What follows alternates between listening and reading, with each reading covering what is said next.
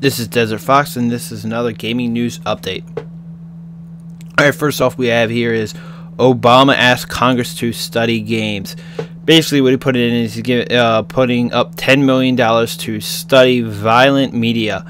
But the large parts of it are actually guns and mental health, not so much video games and movies.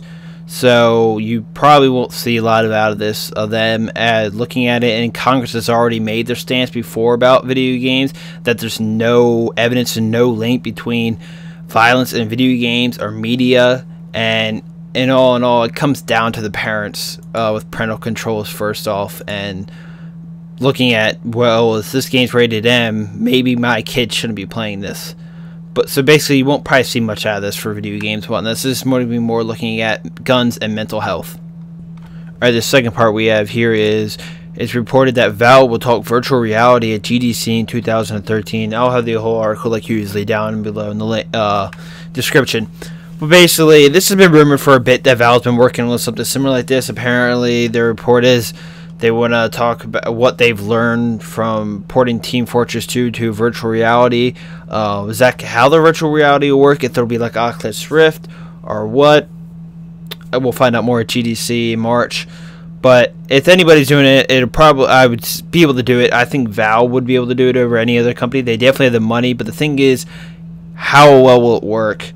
What's the hardware going to cost? Is the big two things for consumers. And I don't know if I feel virtual reality is gimmicky.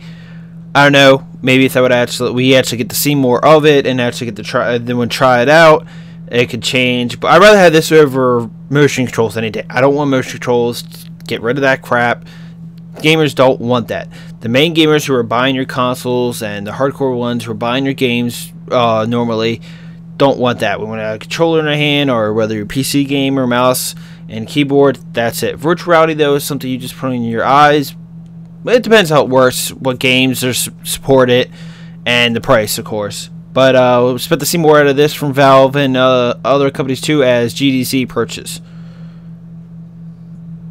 Alright, the next part we have here has been reported that former employees of AMD are being sued over leaking information on the Xbox 720 and PS4. These are former employees that left AMD last year and fled ship to NVIDIA, and apparently took thousands of documents and information on the next Xbox and PlayStation.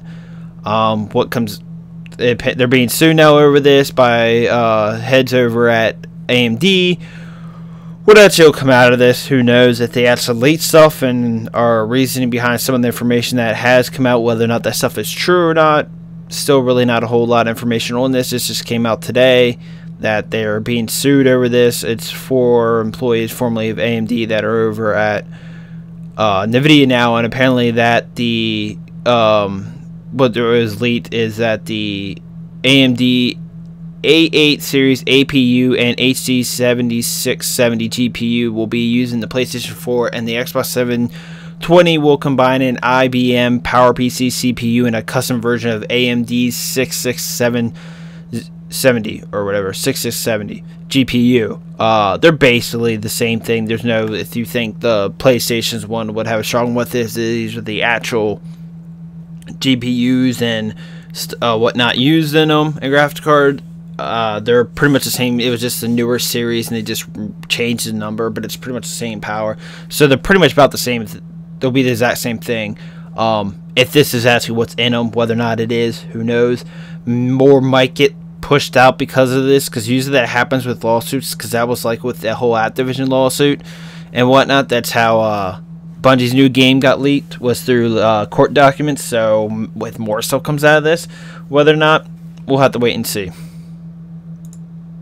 Alright, the next part we have is somewhat surprised me in a way not.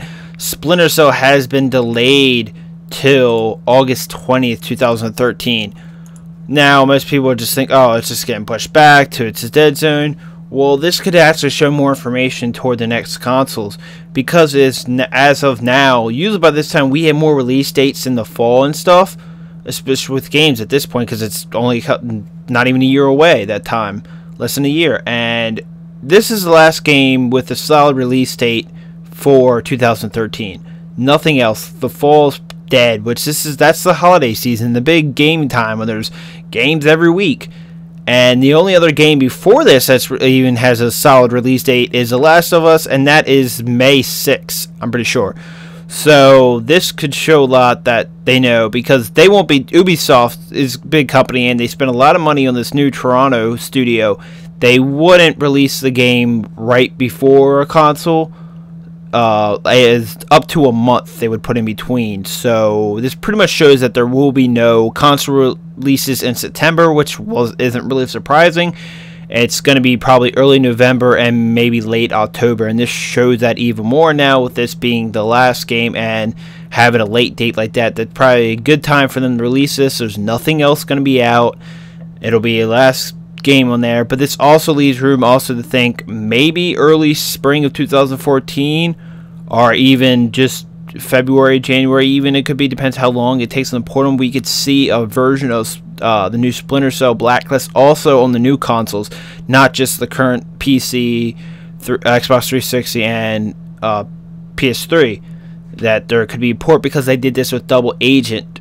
That originally Double Agent came out for Xbox, and then later on also had a 360 release a little bit further down the road. So this could just show that most likely that the consoles are coming out late October, early November. There's been other information leaked now and through Google Translation and interviews that the Sony will be showing off and announcing the PlayStation 4 sometime in May. But I'm speculation Microsoft will at GDC in March. So as more and more information will come out, we'll probably get more of a solid idea date where they're going to be announcing stuff. Because I don't think they're going to release or announce the consoles at E3. Because Microsoft and Sony aren't going to want to share the spotlight. They're going to have different times. Plus, when they first announced it, that's more where they tell the specs of it, what's in it, and the hardware. E3s are showing off the game. So if they both announce it, most likely Microsoft probably GDC in March, and Sony could do it in May at their own thing or whatever. That these could be, and then leaves E3 to mainly just show off all the new games that are going to be launch titles, and that will come out in the first year of these new consoles, and be able to show off what games look like on the new consoles. So most likely that's what with more and more information come out, that's what I'm throwing out there, that those will probably be the announcement times for the next consoles.